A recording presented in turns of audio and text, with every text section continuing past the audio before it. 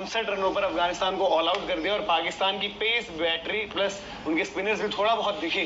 एक तरफ से मेरे ख्याल से हुआ है कि उन्होंने 8 विकेटें ली, जरूरत नहीं पड़ी।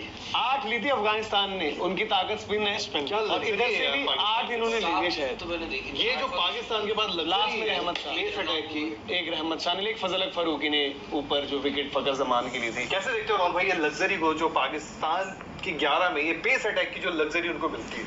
तो ये भी हम अफगानिस्तान के खिलाफ जज कर रहे हैं। इधर भी ये आगे है है कि यार उस विकेट में कुछ तो रहा होगा ना, जो स्पिनर ने घुमा के रखा पाकिस्तान के बल्लेबाजों को।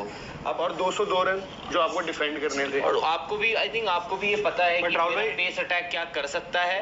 आपके पास भी स्पिनर्स हैं, आप भी स्पिनर्स को ऑपरेट कर सकते हैं। आपने कहा ना मैं फास्ट बॉलर से, और ऐसा है कि आई थिंक अफगानिस्तान के against Naseem Shah greater than Babar Azam, ये हमेशा मैंने नोटिस करा है। अफगानिस्तान को अगर कोई कुटाई करने का योग्य है तो स्पिनर्स ने आपकी हालत खराब कर दी। इसमें भी आऊंगा कि स्पिनर्स हालत खराब कर रहे हैं, हम भाई यूजी को नहीं डाला, कोई बात नहीं। चलिए अभी बात होगी पाकिस्तान की जो आज दहशत वाली बॉलिंग देखी है।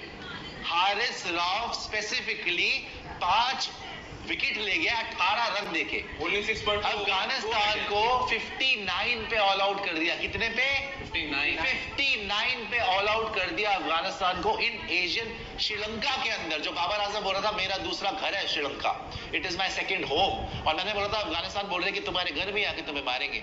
वो मारा जरूर उन्होंने अपनी बॉल से, बट जब पाकिस्तान की बॉलिंग की बारी आई किसी ने उड़ा के रख दिया। चाहे वो शाहीन शाह अफरीदी हो जो पहले ही ओवर में 2 विकेट ले जाते हैं, चाहे वो नसीम शाह हो, चाहे वो शादाब खान की वो कैच हो, ultimate vice captain best fielder in the Pakistani side, ultimate catch हो, और उसके बाद हारिस राव ने गुरबाज को 1 नहीं 2 बार आउट कर दिया, जो इन्होंने रिव्यू भी छोड़ दिया, उसके बाद भी आउट कर गए। इतनी रिलैक्स्ड बॉडी लैंग्वेज। स्टैट बॉलिंग